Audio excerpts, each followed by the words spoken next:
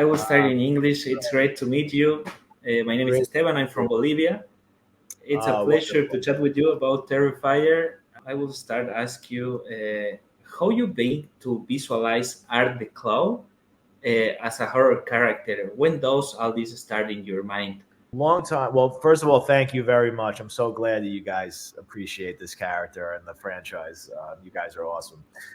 Started a long time ago, 2006, for a short film I was making where I wanted to just take a crack at the generic killer clown and see if I could put my own fresh spin on it and make it interesting. And I wanted to make the scariest clown, a clown that would scare me if I just saw him in a dark alley. And then once I decided to design that character, I said the first and foremost, he has to look completely different from Tim Curry's Pennywise.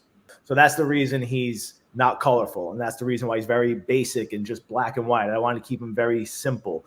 I wanted to sculpt a mask, a prosthetic that goes on the actor. It wasn't just grease paint on the actor's face. I wanted him to look more monstrous and more. I was taking classic characteristics of a witch or a devil. I was giving him these pointed features, all these sort of very iconic images that we all grew up just seeing in paintings or in comic books. Just the pointed nose, pointed chin. I made him more like a zombie. I gave him these sunken in eye sockets and these protruding cheekbones, these very rotten teeth. I just wanted him to look so disturbing and so creepy. But then I think then it was just making him very sort of elegant too, where the makeup is very classy and it's trying to be neat. It's not like just rubbed on or splattered on. It's like he takes pride in putting the makeup on as neat as he can. And I think that all tied it together very nice. This repulsive character, but there's something very sort of alluring about his design and about the black and white and about the makeup. And there's sort of this wonderful juxtaposition. And he just worked on a visual level. Everybody who saw that short film, he was only in it for a couple of minutes, but everybody thought he was so creepy and looked so cool. And they kept saying, you have to keep making more movies with this character. When I decided to do that, that's when I decided to turn him into a slasher, because I grew up loving the slashers. And I was a makeup effects artist. So I said, if I'm going to make him a slasher, I'm going to make him a very nasty slasher with some very gritty, graphic, practical effects.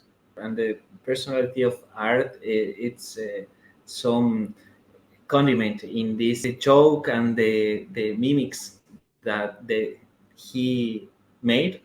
Oh, that's the formula to Art the Clown. I think that's the secret sauce. That's the recipe, is the levity, is because I think what the audience really loves about this character is, in one moment, Art the Clown is he's charming, he's charismatic, he's funny, he's quirky, he makes you laugh. You almost want to hang out with him and be his friend.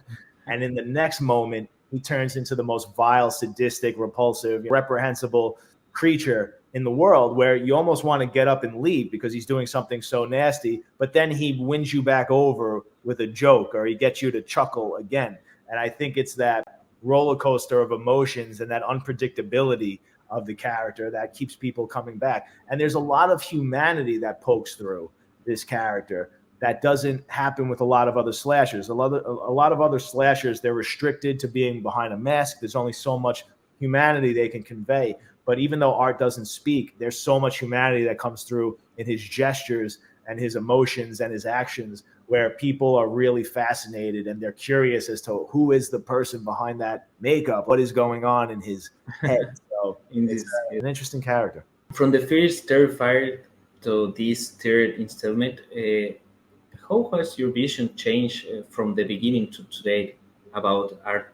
Not necessarily with Art. Art's pretty consistent, but the overall story has changed significantly. The first movie was basically very simplistic, a classic gritty stalk and slash horror film. Very basic. And then once I wrote the sequel and I decided to resurrect the character and have him be the supernatural creature, that's when the floodgates opened. My imagination went wild, and I decided to finally incorporate a worthy protagonist to combat Art the Clown with Sienna. and decided that I was going to be just as much her story as Art the Clown's. And it's really ultimately about this sort of epic battle of good versus evil. Once I decided to go in that direction, the franchise changed significantly, and I love it. I love the epic nature of it. I love the sort of fantasy elements that have been injected into it. It's polarizing. There's a lot of fans who absolutely adore the vibe of the first movie, and they'd rather it stick to that very simplistic grindhouse vibe. But I think when the smoke clears and this franchise has been around for quite some time, I think that's what's gonna. I think that new element with all of the fantasy and the supernatural and just the depth with Sienna, I think all of that is what's going to give it a longer shelf life, and I think it's going to keep people coming back because there's going to be a lot more. There's going to be a lot more juice in this franchise as opposed to just being the same movie recycled over and over about just Art the Clown killing another group of people. I mean, it's fun. It's good for what it is. I love those movies. I watched the Friday the 13th, all of them, the 1 to 10s, whatever. I watch them all the time. I love them. But I think that telling a really great, compelling story with a solid beginning, middle, and end is something that doesn't typically happen in these franchises, and I want to try and see if I can accomplish that. And was there any scene in Terrifier 3 that was especially difficult to shoot in terms of production or special effects? Oh, many of them, many scenes. Of course, the shower massacre was very difficult because anytime we approach these films with the notion that a particular scene has to be the big scene or has to be the scene that sort of rivals a prior scene. All of these films now have these big epic kill scenes, and the fans want us to surpass the kill scene from the prior film. We knew this was going to be the chainsaw scene in this film. We put a lot of work and a lot of emphasis on this scene. It was months of prepping special makeup effects, and then it was probably 5 days total of shooting this scene with all of these effects and all of these gags, and just trying to make sure we could execute them to the best of our abilities. It was very difficult, and it was very stressful. You're also dealing with two actors who are very vulnerable. You're trying to be very respectful with shooting them the right way and making sure they're comfortable with such a really grotesque scene. That level of tension is sort of always there, even though the actors were absolutely amazing.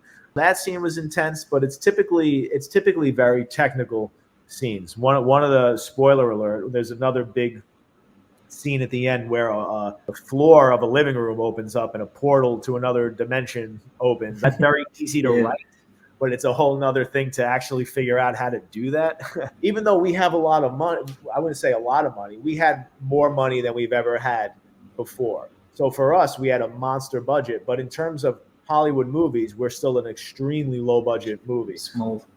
Super small. It's not like we can just call in a Hollywood team and say, hey, I need a floor to open up and the hell open. We're still the same crew that's made Terrifier 1 and 2, and we're just trying to figure out among ourselves, how do we do this? And that's what we did. So we just basically did it ourselves again. We just had more people helping us out. But that's the fun, where we keep it all in-house, basically, as much as we possibly can. It's still the same machine cranking out these movies. Hopefully that comes through and they still have this familiar vibe. Even though each movie is sort of its own flavor, I'm hoping they all have a consistent tone, if that makes sense. It's such a great job. I can see it. And congrats. Bolivia, this is DEMIAN LEONE, writer-director of Terrifier 3. Thank you so much for supporting this franchise. You guys are amazing, and I really hope you come out to the theaters and experience this film with an audience. It's a blast. It's so much fun. It's disgusting. Make sure you bring your barf bags and try not to faint. Stay terrified.